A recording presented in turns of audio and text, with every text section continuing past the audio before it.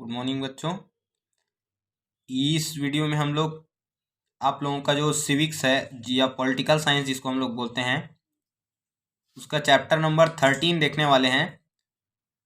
इस वीडियो में इस चैप्टर का नाम क्या है, the constitution and government system. यानी कि इसमें हम लोग बेसिकली पॉलिटिकल स्ट्रक्चर देखने वाले हैं हमारे इंडिया का। पार्लियामेंट क्या होता है, पार्लियामेंट कैसे काम करता है, लोकसभा क्या है, राज्यसभा क्या है, प्रेसिडेंट के क्या क्या पावर्स होते हैं, सुप्रीम कोर्ट के क्या क्या पावर्स होते हैं, प्राइम मिनिस्टर कैसे बनते हैं। तो ये सभी इस वीडियो में हम लोग, इस चैप्टर में हम लोग पढ़ने वाले हैं। और ये चैप्टर थोड़ा लॉन्ग है तो इसीलिए इसको हम लोग 2 से 3 वीडियो में कवर करेंगे। और ये आप लोगों के एग्ज़ाम्स पर्सपेक्टिव से भी बहुत ज़्यादा इम्पोर्टेंट है।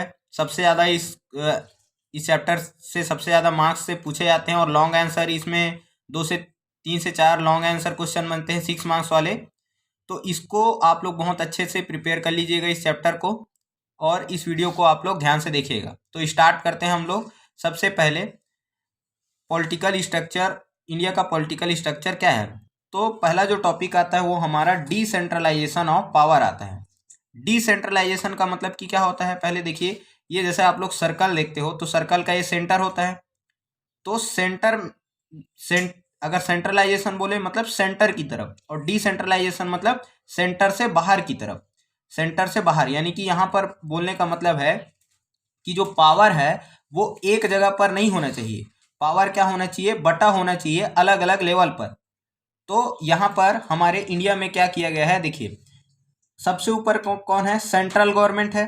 उसके बाद फिर स्टेट गवर्नमेंट आता है, मतलब राज्य सरकार आता है। सबसे ऊपर सेंट्रल गवर्नमेंट मतलब जो प्रधानमंत्री, ऐसे बोल सकते हो, प्राइम मिनिस्टर। उसके बाद स्टेट गवर्नमेंट, राज्य सरकार, और फिर उसके भी नीचे कौन आ गया, पंचायत। तो यानी कि पूरा पावर जो है वो प्राइम मिनिस्टर या केंद्र सरकार के पास, सेंट्रल गवर्नमेंट के पास में नहीं है। कुछ पावर दिया गया है स्टेट गवर्नमेंट को और कुछ पावर दिए गए हैं पंचायत को, यानी कि विलेज पंचायत या ग्राम पंचायत या नगर पंचायत जिसको हम लोग बोलते हैं। तो इसका मतलब ये है कि ये क्या हो गया, सेंटर गवर्नमेंट हो गया। तो पूरा पावर सेंटर गवर्नमेंट के पास नहीं होना चाहिए, अलग अलग पावर डिस्ट्रीब्यूट कर दिया अलग अलग लेवल पर। अब मान के चलो कि किसी गांव में किसी एक आदमी को दिक्कत है, किसी पर्सन को दिक्कत है, या उसके घर की बिजली चली गई, सड़क नहीं बना वहां, तो वो क्या सीधे दिल्ली जाएगा क्या, क्योंकि सेंटर गवर्नमेंट कहाँ बैठती है, दिल्ली में बैठती है। तो वो केंद्र सरकार के पास में दिल्ली जाएगा क्या, नहीं जा सकता है, पॉसिबल नहीं है। तो इसीलिए गवर्नमेंट को या पावर को अलग अलग लेवल पर डिस्ट्रीब्यूट किया गया है। तो पावर मेनली 3 लेवल पर डिस्ट्रीब्यूटेड है। एक तो सेंट्रल गवर्नमेंट हो गया, दूसरा स्टेट गवर्नमेंट, और तीसरा दे दिया पंचायत लेवल पर। यानी कि अगर विलेज में अगर गवर्नमेंट चलाना है, विलेज में अगर रूल करना है, तो उसके लिए लोकल सेल्फ गवर्नमेंट, स्थानीय स्वशासन, या फिर हम लोग इसको बोल सकते हैं विलेज पंचायत। अब जब हमारा कॉन्स्टिट्यूशन बना था, आप लोगों ने प्रीवियस चैप्टर में देख लिया है कॉन्स्टिट्यूशन कब बना था, 26 नवंबर 1949 को बनकर कंप्लीट हो गया। तो इस समय जब कॉन्स्टिट्यूशन बना था तो उसमें विलेज पंचायत के बारे में कोई भी जिक्र नहीं था, यानी कि पंचायत पहले नहीं हुआ करता था। तो फिर इसको बाद में अमेंडमेंट करके संविधान में संशोधन किया गया 73 नंबर का। तो 73rd जो अमेंडमेंट है कब हुआ था, ये 1992 में। तब जाके विलेज पंचायत को हमारे कॉन्स्टिट्यूशन में जोड़ा गया कि हमारे कंट्रीज में पंचायत भी होना जरूरी है, या उसको पावर डिस्ट्रीब्यूशन जरूरी है पंचायत तक, ताकि जो स्थानीय जो लोग हैं, गांव के जो लोग हैं, क्योंकि एक्चुअल में क्या है, जो हमारा जो इंडिया है, एक्चुअल में इंडिया कहाँ बसता है, गांव में बसता है। मोर देन 70% पॉपुलेशन इंडिया की गांव में रहती है, विलेज में रहती है। तो इसीलिए क्या किया गया, यही चीज क्या कहलाता है, हमारा डिसेंट्रलाइजेशन ऑफ पावर। यानी कि पावर जो है वो एक जगह एक्यूमुलेट नहीं होना चाहिए, पावर का डिस्ट्रीब्यूशन होना चाहिए अलग अलग लेवल पर। फिर इसके बाद में हम लोग देखते हैं separation of power. Separation of power अलग चीज है, यानी कि पावर का बंटवारा। और ये क्या हो जाएगा, डिसेंट्रलाइजेशन ऑफ पावर मतलब अलग अलग लेवल पर पावर को डिस्ट्रीब्यूट कर दिया गया। तो इन दोनों में हम लोग डिफरेंस समझेंगे। उससे पहले हम लोग समझते हैं कि टाइप्स ऑफ गवर्नेंस क्या होता है, या एडमिनिस्ट्रेशन, प्रशासन के कौन कौन से अलग अलग टाइप्स होते हैं। यानी कि किसी किसी देश में हम लोग देखते हैं कि राजा का शासन है, तो कहीं मिलिट्री का रूल होता है, तो कहीं हमारे इंडिया में डेमोक्रेसी है और अभी तो सब मैक्सिमम कंट्रीज में डेमोक्रेसी आ गया है, लेकिन पहले ये अलग अलग फॉर्म हुआ करते थे। तो सबसे पहले क्या आता है, जो शासन होता है, कहीं पर मोनार्की होता है। मोनार्की मतलब राजतंत्र, मतलब यहाँ पर किसका रूल होता है, किंग का रूल होता है, राजा का रूल होता है। किसी किसी देश में हम लोग देखते हैं कि क्या होता है, सेना का रूल होता है, यानी कि वहां पर सैनिक शासन होता है, जिसको हम लोग मिलिट्री रूल बोलते हैं। जैसे लीबिया वगैरह में आप लोगों ने देखा होगा, लीबिया म्यांमार क्लास 9 में आप लोगों को बताए थे। फिर उसके बाद में डिक्टेटरशिप। डिक्टेटरशिप इसका सबसे अच्छा एग्जांपल है, जर्मनी का डिक्टेटर कौन था, तो हिटलर, और मुसोलिनी इटली का डिक्टेटर था। तो ये जो है डिक्टेटर कौन होता है, अगर राजा ही क्या हो जाए, राजा या जो भी वहां का रूलर है, वो पूरे हर एक चीज को, हर एक डिसीजन को अपने कंट्रोल में ले और अपना ही रूल चलाए, अपना ही मनमानी करे, लोगों का ध्यान ना दे या अपने किसी मंत्री का भी ध्यान ना दे, है ना, किसी का सलाह ना ले, एडवाइस ना ले, तो उसको हम लोग क्या बोल सकते हैं, डिक्टेटर बोल सकते हैं, तानाशाह बोल सकते हैं।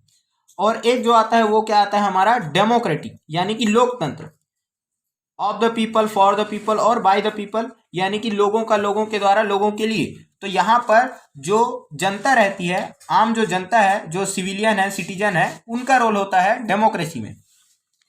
तो जो डेमोक्रेटिक जो गवर्नेंस होता है, उसमें क्या किया गया है, देश को चलाने के लिए या रूल करने के लिए क्या किया गया है, पावर्स को अलग अलग सेपरेट कर दिया गया है। पावर्स को, तो पावर्स को गवर्नमेंट चलाने के लिए पावर्स को कहाँ कहाँ सेपरेट किया गया है, तो मेनली इसको 3 पार्ट में सेपरेट किया गया है। सबसे पहला आता है लेजिस्लेटिव। लेजिस्लेटिव को हम लोग क्या बोलते हैं हिंदी में, विधायिका। फिर दूसरा आता है एग्जीक्यूटिव। एग्जीक्यूटिव मतलब कार्यपालिका। फिर थर्ड आता है जुडिशियरी। जुडिशियरी यानी कि क्या हो गया, न्यायपालिका। अब ये 3 अलग अलग सेपरेट क्यों किए गए, पावर्स को अलग अलग बॉडीज को पावर क्यों दिया गया, तो अभी हम लोग इसको देखते हैं, फिर समझ आ जाएगा। तो लेजिस्लेचर का काम क्या होता है, टू मेक लॉ और इनेक्ट लॉ, यानी कि नियम या कानून बनाना, ये किसका काम होता है, लेजिस्लेचर का। हमारे देश को चलाने के लिए हर एक समय में नियम बनाने पड़ते हैं, अलग अलग नए नए नियम लाने पड़ते हैं। तो उसके लिए नियम बनाने का काम कौन करता है, लेजिस्लेचर, यानी कि विधायिका। विधायिका में कौन बैठते हैं, मंत्री या मिनिस्टर्स बैठते हैं, वही सब ये हमारे लिए क्या करते हैं, रूल वगैरह बनाते हैं। फिर उसके बाद हम लोग देखते हैं एग्जीक्यूटिव।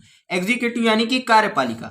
कार्यपालिका का नाम देखो, हिंदी में आप लोग समझ सकते हो, कार्य मतलब जो रूल वगैरह है ना, उसको इम्प्लीमेंट करना। तो इसका काम क्या होता है, टू इम्प्लीमेंट लॉस। लॉस को क्या करना, इम्प्लीमेंट करना, मतलब उसको यहाँ पर लॉस बना दिए गए, है ना, अब उसका पालन कराना कि वो सही से पालन हो रहा है कि नहीं हो रहा है। जैसे मान के चलो यहाँ पर कोई रूल बनाया गया कि सिग्नल नहीं तोड़ना है, या फिर क्या होना चाहिए, सिग्नल तोड़ने पर इतना जुर्माना है, तो उसको रूल्स को पालन कराने के लिए अब नेता तो नहीं आएंगे, तो उसको फॉलो कौन कराएगा, पुलिस कराएगा, है ना, या वहां पर कलेक्टर कराएगा, या फिर और भी जो मिनिस्टर्स होते हैं वो भी एग्जीक्यूटिव्स में आ जाते हैं, प्रेसिडेंट करवाएगा, प्राइम मिनिस्टर करवाएगा।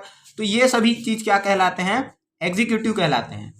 उसके बाद आता है जुडिशियरी। अब नियम बन गए, पालन भी हो गया, लेकिन अगर उन नियमों का अच्छे से पालन नहीं हुआ या लोगों को उनके अधिकार नहीं मिले, तो क्या होगा फिर, तो उस समय काम आता है जुडिशियरी, यानी कि न्यायपालिका। इसका काम क्या होता है, डिस्पेंस जस्टिस और प्रोवाइड जस्टिस, यानी कि लोगों को न्याय प्रदान करना, जनता को या फिर लोगों को, सरकार को न्याय प्रदान करना। सबके लिए क्या होना चाहिए, जो रूल है वो इक्वल होने चाहिए।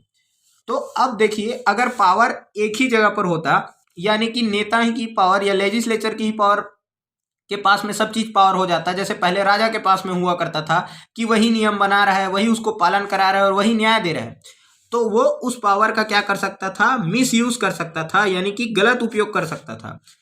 तो इसीलिए क्या किया गया है, पावर्स को 3 अलग अलग बॉडीज में, यानी कि लेजिस्लेटिव, एग्जीक्यूटिव और जुडिशियरी के पास में सेपरेट कर दिया गया है। फिर हमारे कंट्री का जो स्ट्रक्चर है वो कैसा है, फेडरल स्ट्रक्चर है। फेडरल स्ट्रक्चर मतलब होता है संघीय व्यवस्था। संघीय व्यवस्था का मतलब कि क्या हो गया, जो पावर्स है वो स्टेट के पास में है कुछ पावर, और कुछ पावर सेंटर के पास में है। कुछ पावर सेंटर यानी कि केंद्र सरकार के पास में है, और कुछ पावर राज्य सरकार के पास में है। तो इसी को हम लोग क्या बोलते हैं, फेडरल स्ट्रक्चर बोलते हैं, कि पूरा का पूरा पावर केंद्र सरकार के पास में नहीं है और पूरा का पूरा पावर राज्य सरकार के पास में नहीं है। इसका मतलब यह है कि केंद्र सरकार ऐसे नियम नहीं बना सकता है कि स्टेट को मानने ही पड़ेंगे। मान के चलो मोदी जी ने ऐसा कुछ पावर ये बना दिया कि उसको जबरदस्ती थोपा जा रहा है छत्तीसगढ़ के ऊपर, तो ऐसा नहीं हो सकता है, मतलब पावर्स अलग अलग हैं। वैसे ही कोई राज्य ऐसे नहीं बोल सकता है कल के दिन में, मान के चलो पंजाब या कोई राज्य ऐसे नहीं बोल सकता है कि हम जो है भारत से अलग हो जाएंगे। तो इसीलिए क्या किया गया है, पावर्स को बैलेंस करने के लिए फेडरल स्ट्रक्चर अपनाया गया है। तो अब यहीं पर हम लोग देखते हैं कि सेंट्रल गवर्नमेंट और स्टेट गवर्नमेंट में क्या डिफरेंस होता है या उसके स्ट्रक्चर कैसे होते हैं। तो सेंट्रल गवर्नमेंट में क्या होता है, सबसे पहले हम लोग देखते हैं, सबसे पहले हम लोग लेजिस्लेचर देखेंगे, फिर एग्जीक्यूटिव देखेंगे, फिर जुडिशियरी देखेंगे। तो सबसे पहले हम लोग देखते हैं यूनियन लेजिस्लेचर, यानी कि हम लोग इसको बोलते हैं केंद्र की विधायिका, या इसी को हम लोग क्या बोल सकते हैं, पार्लियामेंट भी बोलते हैं। पार्लियामेंट मतलब होता है हिंदी में संसद। तो यूनियन लेजिस्लेचर को ही हम लोग पार्लियामेंट बोलते हैं, हिंदी में इसको संसद बोलते हैं। और इसके कितने पार्ट हैं, 3 पार्ट हैं। पार्ट 3 है, ध्यान रखना है। तो पार्लियामेंट के 3 पार्ट हैं, एक तो लोकसभा, पहला हो गया लोकसभा, दूसरा हो गया राज्यसभा, और तीसरा क्या हो गया, तो प्रेसिडेंट। प्रेसिडेंट भी पार्लियामेंट का ही पार्ट होता है। और लेकिन अगर हम लोग हाउसेस की बात करें कि पार्लियामेंट में कितने हाउसेस होते हैं, तो हाउसेस इसमें 2 होते हैं, लोकसभा और राज्यसभा। तो लोकसभा और राज्यसभा क्या है, 2 हाउसेस हैं। और लेकिन जो प्रेसिडेंट है यानी कि जो राष्ट्रपति है वो भी क्या है, इसी का ही पार्ट है। किसका पार्ट है, पार्लियामेंट का ही पार्ट है।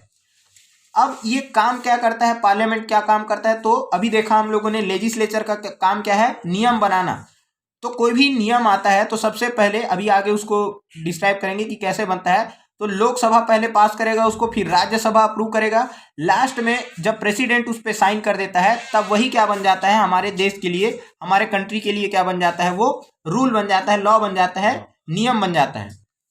फिर जैसे हम लोगों ने सेंट्रल का स्ट्रक्चर देखा, ऐसा ही सेम स्ट्रक्चर कहाँ का है, गवर्नमेंट का है, सॉरी स्टेट का है। तो स्टेट लेजिस्लेचर में क्या होता है, स्टेट लेजिस्लेचर को हम लोग क्या बोलेंगे, राज्य की विधायिका। अब जैसे यहाँ पर लोकसभा होता है, यहाँ पर जैसे लोकसभा हम लोगों ने देखा, वैसे ही यहाँ पर क्या हो जाएगा, लेजिस्लेटिव असेंबली। राज्य में क्या हो जाएगी, स्टेट में लेजिस्लेटिव असेंबली, इसी को हम लोग क्या बोलते हैं, विधानसभा बोलते हैं।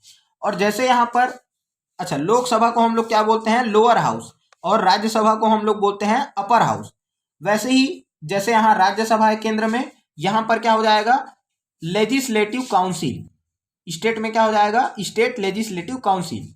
और जैसे यहाँ पर केंद्र में प्रेसिडेंट है, वैसे ही राज्य में कौन हो जाएगा, गवर्नर हो जाएगा, राज्यपाल हो जाएगा।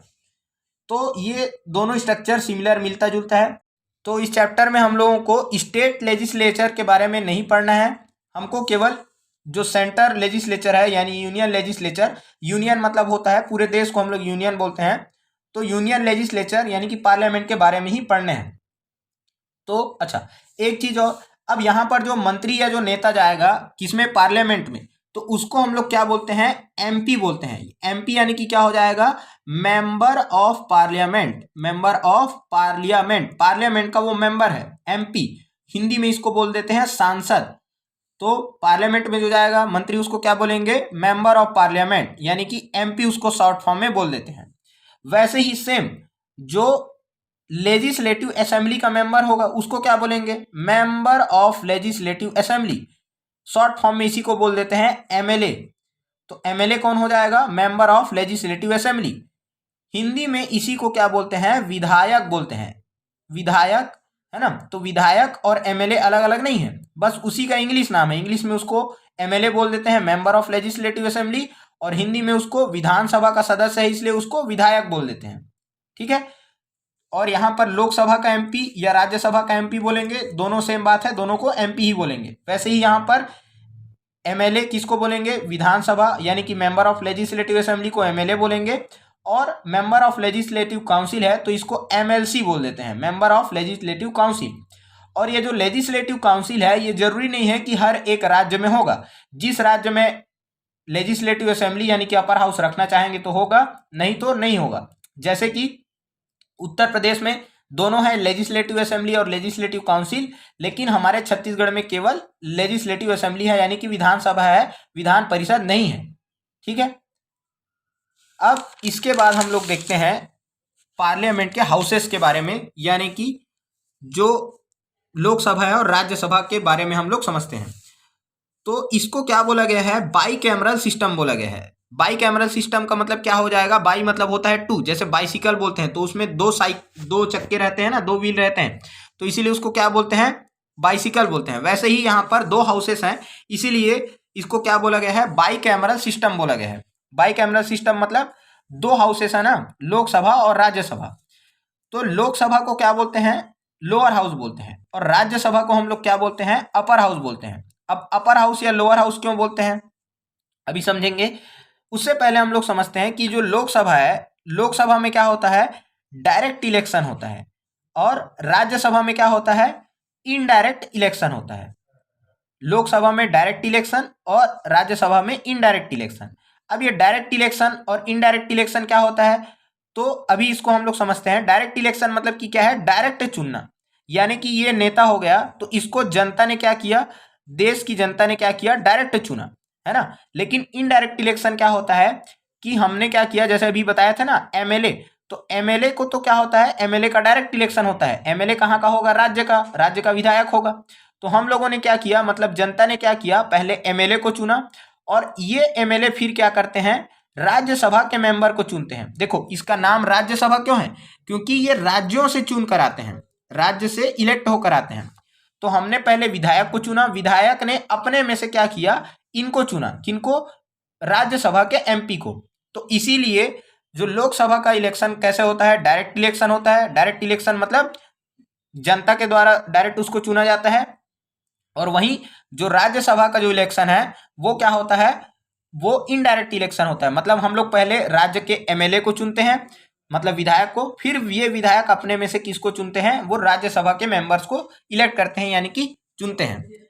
अब हम लोग देख लेते हैं कि यहाँ पर टोटल सीट कितने होते हैं। अच्छा, जो लोकसभा का जो कलर है वो ग्रीन कलर का रहता है। अगर हम लोग पार्लियामेंट देखेंगे तो पार्लियामेंट में लोकसभा ग्रीन कलर से शो किया जाता है और राज्यसभा जो है वो रेड कलर से शो किया जाता है। टोटल लोकसभा में कितने सीट हैं, तो 552, यानी कि 552 सीट्स टोटल सीट्स हैं। और राज्यसभा में टोटल कितने सीट हैं, तो 250 सीट्स हैं टोटल। अब 250 सीट मतलब यहाँ पर पूरे देश में से 250 राज्यसभा के मेंबर होंगे और 552 लोकसभा के मेंबर होंगे। अब इसमें से 552 में से 50 है, 550 जो है वो तो इलेक्ट होके आते हैं, मतलब उनको डायरेक्ट जनता चुनती है। लेकिन जो दो मेंबर ऐसे होते हैं जो नॉमिनेटेड होते हैं, नॉमिनेटेड का मतलब कि क्या हो गया, जिनका चुनाव नहीं होता है। तो चुनाव नहीं होता है तो फिर वो आते कहाँ से हैं, तो इनको नॉमिनेट किया जाता है। नॉमिनेट मतलब डायरेक्ट प्रेसिडेंट अपने द्वारा उसको सेलेक्ट करके भेज दिया जाता है। और ये दो लोग कौन होते हैं, एंग्लो इंडियंस होते हैं। एंग्लो इंडियंस मतलब जो अंग्रेज के जो वंशज बचे हुए हैं, जो जब अंग्रेज आए थे तो कुछ लोग यहीं रह गए थे, इंडिया में रह गए थे, तो उनके जो बेटा बेटी पोते नाती जो भी हैं उनको एंग्लो इंडियंस बोला जाता है।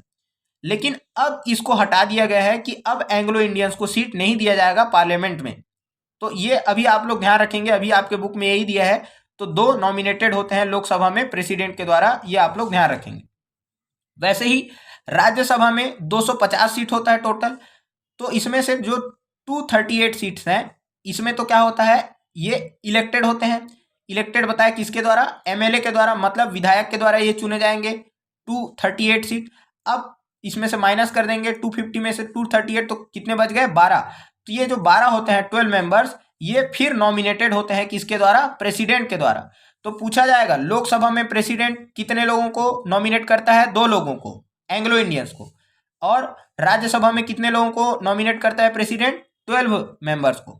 अब ये 12 मेंबर्स कौन होते हैं, तो ये अपने अपने फील्ड के स्पेशलिस्ट होते हैं, मतलब विशेषज्ञ। जैसे स्पोर्ट्स से हो गए, जैसे म्यूजिक से हो गए, आर्ट से हो गए, या साइंस से हो गए, सोशल एक्टिविटी से जो हो गए, मतलब जो समाज सेवा करते हैं, खेल हो गया, म्यूजिक हो गया, जैसे सचिन तेंदुलकर हो गया। और जैसे मान के चलिए आशा भोसले हो गया, लता मंगेशकर हो गए।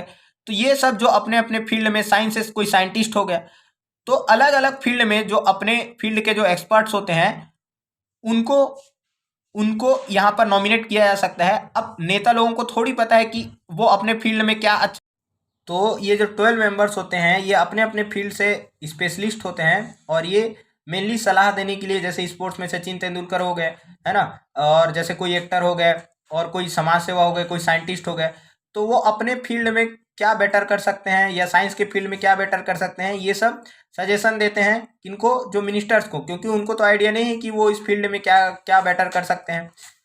फिर इसके बाद जो नेक्स्ट पॉइंट आता है वो क्या है, मिनिमम एज। मिनिमम एज क्या होता है, तो इसके ऊपर ही क्या हो सकता है, इसके ऊपर ही वो लोकसभा का या राज्यसभा का मेंबर बन सकता है। जैसे मिनिमम एज लोकसभा के लिए क्या है, 25 ईयर्स। तो अगर कोई पर्सन 25 ईयर से बिलो है तब उससे पहले वो मेंबर नहीं बन सकता है लोकसभा का। तो 25 ईयर्स के बाद ही वो लोकसभा का मेंबर बन सकते हैं। वैसे ही 30 ईयर्स जो मिनिमम एज है वो कितना है, 30 ईयर्स राज्यसभा के MP बनने के लिए। तो ये दोनों ध्यान रखेंगे। फिर उसके बाद इसमें पार्लियामेंट के 3 सेशन होते हैं। लोकसभा में 3 सेशन होते हैं और राज्यसभा में भी 3 सेशन होते हैं। सेशन मतलब सत्र, मतलब जो मिनिस्टर्स हैं, जो मंत्री हैं, वो हमेशा पार्लियामेंट हाउस में बैठे नहीं रहते हैं। तो वो जा जाकर अलग अलग समय पर अपने एरिया जो जहाँ से चुनाव जीत कर आए हैं वहाँ का सर्वे भी करते हैं, वहाँ काम भी करते हैं। तो ये सेशन सत्र उसको बुलाया जाता है जिस समय वो पार्लियामेंट में बैठते हैं और रूल वगैरह बनाते हैं, डिबेट डिस्कशन होता है, ये सब चीज़। तो 3 सेशन कौन कौन से होते हैं, एक बजट सेशन, मॉनसून सेशन और विंटर सेशन।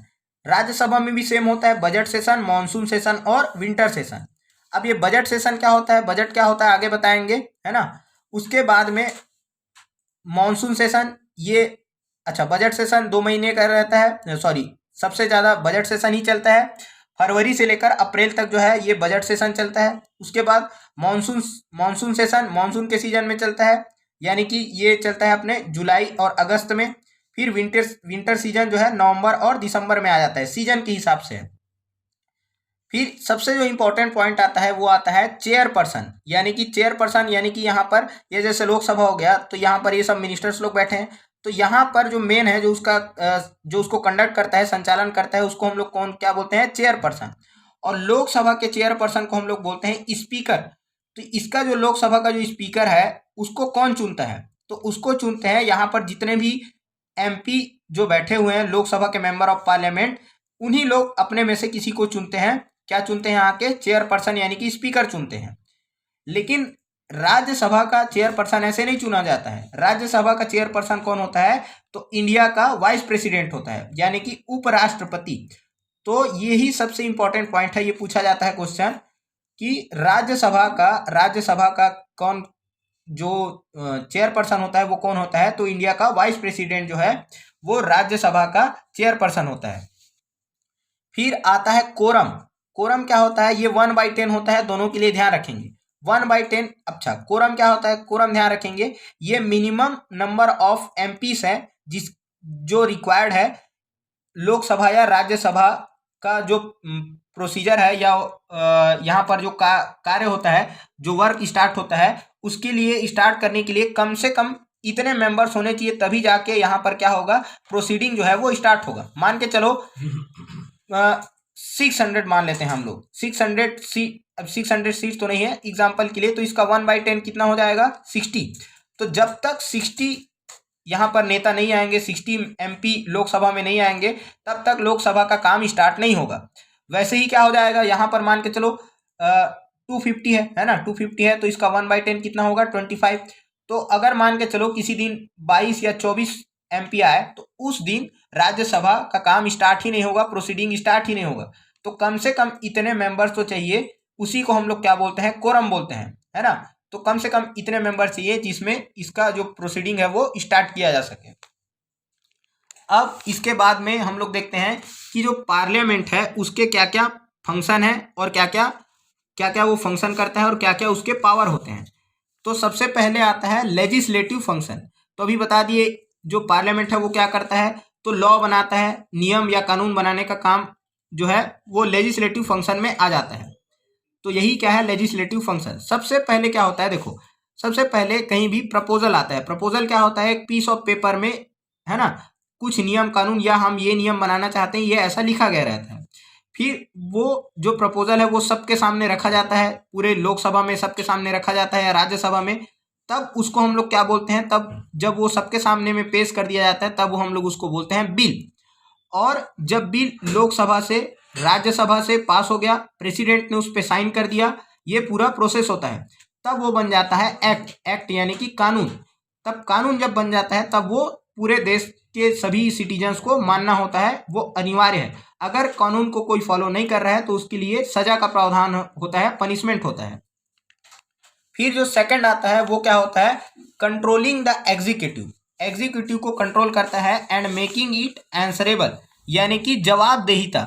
यानी कि क्या होता है यहाँ पर, जो जो भी मेंबर्स हम लोगों ने चुन कर भेजा है तो वो हम लोगों ने अपने बीच से क्या किया है, इलेक्ट किया है ना, तो वो क्या होता है, हमारे प्रति जवाबदारी उनका होता है कि अगर हम लोगों ने पूछा कि हमारा ये काम क्यों नहीं हुआ, सड़क क्यों नहीं बना है, या स्वास्थ्य में सबको स्कूल फैसिलिटी क्यों नहीं मिल रहा है, बच्चों को अच्छा शिक्षा क्यों नहीं मिल रहा है, तो ये सब हम क्वेश्चन पूछ सकते हैं उनके मेंबर से। अगर वो जवाब नहीं दे पाते हैं तो उसके खिलाफ नो कॉन्फिडेंस मोशन लाया जा सकता है। नो कॉन्फिडेंस मोशन क्या होता है, इसको हम लोग बोलते हैं अविश्वास प्रस्ताव।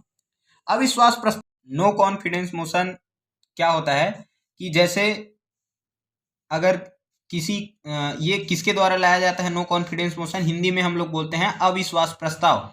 ये लाया जाता है अपोजिशन के द्वारा। अपोजिशन कौन होता है, जैसे जैसे देखो, इसके लिए गवर्नमेंट सिस्टम को समझना पड़ेगा पहले थोड़ा सा। क्या होता है, बहुत सारे पार्टी होते हैं, जैसे एक कांग्रेस हो गया है ना, बीजेपी हो गया, और भी आम आदमी पार्टी हो गया मान के चलो। अब मेजोरिटी किसको मिला, मतलब सबसे ज्यादा वोट किसको मिले, बीजेपी को मिले। तो अभी मान के चलो बीजेपी का सरकार है, गवर्नमेंट है, इसने जिसको मेजोरिटी मिलता है, जिसको बहुमत मिलता है, वो पार्टी बना लेती है, सरकार बना लेती है वो पार्टी जो है। तो बाकी जो बच गए है ना, ये अपोजिशन कहलाते हैं, मतलब विपक्ष के पार्टी कहलाते हैं। तो ये जो विपक्ष वाले जो पार्टी हैं वो क्या करते हैं, सरकार के खिलाफ क्या करते हैं, नो कॉन्फिडेंस मोशन यानी कि अविश्वास प्रस्ताव लेकर आते हैं। इसका मतलब ये है कि बाकी लोग ये जताना चाहते हैं कि सरकार के पास में बहुमत नहीं है। तो ये, और क्या होता है, ये जो अविश्वास प्रस्ताव है ये अगर पास हो गया, इसका मतलब कि क्या हो गया कि सरकार के ऊपर विश्वास नहीं है बाकी लोगों का, तो सरकार क्या हो जाती है, गिर जाती है। पूरे जो गवर्नमेंट होता है, प्राइम मिनिस्टर होता है, उसको अपने मंत्री समेत रिजाइन करना पड़ता है। तो और अगर ये पास नहीं हुआ, इसका मतलब कि क्या है, सरकार के पास में बहुमत है, तो उस समय सरकार एज इट इज रहती है, इससे कोई फर्क नहीं पड़ता है।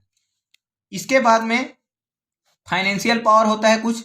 फाइनेंशियल पावर, इसका मतलब क्या होता है, बजट को अप्रूव करने का काम भी किसका होता है, यानी कि बजट को सहमति देने का काम भी पार्लियामेंट का होता है। और बजट जो है किसके द्वारा पेश किया जाता है, तो ये वित्त मंत्री के द्वारा पेश किया जाता है, फाइनेंस मिनिस्टर के द्वारा। और अभी हमारे फाइनेंस मिनिस्टर कौन है, निर्मला सीतारमण। तो जो निर्मला सीतारमण है, ये कौन है, हमारे देश की वित्त मंत्री है, फाइनेंस मिनिस्टर है, और इन्हीं के द्वारा जो बजट है वो पेश किया जाता है। बजट क्या होता है, ये बजट वाला एक सेपरेट चैप्टर है इकोनॉमिक्स में, उसमें अच्छे से एक्सप्लेन कर देंगे आपको। इसके बाद आता है इलेक्टोरल फंक्शन। इलेक्टोरल फंक्शन, इसका मतलब कि क्या है, पार्लियामेंट कुछ लोगों का क्या करता है, ये इलेक्शन भी करता है। जैसे किनका इलेक्शन पार्लियामेंट करता है, तो प्रेसिडेंट और वाइस प्रेसिडेंट, इनका इलेक्शन भी कौन करता है, तो पार्लियामेंट यानी कि लोकसभा और राज्यसभा के मेंबर ही मिलकर क्या करते हैं, प्रेसिडेंट और वाइस प्रेसिडेंट का इलेक्शन करते हैं। प्रेसिडेंट का इलेक्शन लोकसभा, राज्यसभा और प्लस जो एमएलए होते हैं स्टेट के, उन सब के द्वारा मिलकर प्रेसिडेंट को इलेक्ट किया जाता है। वहीं वाइस प्रेसिडेंट को राज्यसभा के मेंबर्स के द्वारा अपॉइंट किया जाता है। जैसे अभी बताए हैं कि वाइस प्रेसिडेंट कौन होता है, तो ये राज्यसभा का चेयरपर्सन होता है। ये आप लोगों को ध्यान रखना इंपॉर्टेंट पॉइंट। फिर इसका जुडिशियल फंक्शन भी होता है। जुडिशियल मतलब क्या हो गया, कुछ न्याय प्रदान करता है, यानी कि कुछ ये क्या करता है, कुछ न्याय, कैसा न्याय प्रदान करता है, तो ये क्या कर सकता है, प्रेसिडेंट को, वाइस प्रेसिडेंट को, या फिर सुप्रीम कोर्ट या हाई कोर्ट के जज को, अगर वो अच्छे से अपना काम नहीं कर रहे हैं तो उस केस में उनको हटाया जा सकता है। तो इसी को बोलते हैं, यानी कि एक न्याय के जैसा हो गया ना, या कुछ डिसीजन ले रहे हैं, तो इसीलिए उसका जुडिशियल फंक्शन बोल दिया गया। अगर प्रेसिडेंट को हटाना है तो कौन हटाएगा, पार्लियामेंट के द्वारा ही हटाया जाएगा। अभी जब प्रेसिडेंट के पावर और प्रेसिडेंट के बारे में बताएंगे तब उसमें बताएंगे कि प्रेसिडेंट को कैसे हटाया जाता है। फिर उसके बाद में अगर कॉन्स्टिट्यूशन में अमेंडमेंट करना है, यानी कि इसी को हम लोग बोलते हैं हिंदी में संविधान संशोधन मतलब उसमें चेंज या उसमें कुछ मॉडिफाई करना है, तो उस केस में भी कौन संविधान में चेंज कर सकता है, तो प्राइम मिनिस्टर या प्रेसिडेंट नहीं कर सकता है, या सुप्रीम कोर्ट का जज नहीं करेगा, उसको कौन करेगा? पार्लियामेंट ही करेगा। और ये जो है ये स्पेशल मेजोरिटी से किया जाता है। स्पेशल मेजोरिटी मतलब इसको 2/3 मेजोरिटी भी बोलते हैं हम लोग। 2/3 मेजोरिटी मतलब मान के चलो 60 सीट है तो इसका 2/3, तो ये कितना हो जाएगा? ये हो जाएगा 40। तो अगर 60 में से 40 लोग बोल देते हैं कि क्या करना है, इसमें संविधान संशोधन होना चाहिए, तब जाकर उसमें क्या हो सकता है? कॉन्स्टिट्यूशन में अमेंडमेंट किया जाएगा। अगर सिंपल मेजोरिटी किसको बोलते हैं? 1/2, यानी कि हाफ प्लस 1 को हम लोग क्या बोलते हैं? सिंपल मेजोरिटी बोलते हैं। मान के चलो 60 सीट है तो इसका सिंपल मेजोरिटी कितना हो जाएगा? तो इसका हाफ कितना हो गया? 30 में प्लस 1 कर देंगे तो ये 31। इसको हम लोग बोलते हैं सिंपल मेजोरिटी, मतलब सामान्य बहुमत। और स्पेशल मेजोरिटी किसको बोलते हैं? 2/3 को स्पेशल मेजोरिटी बोलते हैं। तो इतने बड़े देश के इतने बड़े संविधान में अगर चेंज करना है तो उसके लिए सिंपल मेजोरिटी से काम नहीं चलेगा, उसके लिए क्या होना चाहिए? स्पेशल मेजोरिटी होना चाहिए, 2/3 का मेजोरिटी। फिर लास्ट जो आता है वो क्या होता है? Miscellaneous power. मिसलेनियस मतलब और भी बहुत सारे रहते हैं, जिसमें से इमरजेंसी को, अगर इमरजेंसी लगाना है देश में तो उसके लिए भी लगाता तो इमरजेंसी घोषणा तो कौन करता है? प्रेसिडेंट करता है। लेकिन प्रेसिडेंट को बताता कौन है? डिसीजन कौन लेता है? तो ये पार्लियामेंट के द्वारा ही डिसीजन लिया जाता है कि देश में इमरजेंसी लगाना है, यानी कि आपातकाल लगाना है। तो ये इंपॉर्टेंट है, पार्लियामेंट के क्या क्या फंक्शंस और पावर होते हैं। बाकी जो पार्ट है वो हम लोग नेक्स्ट वीडियो में देखेंगे।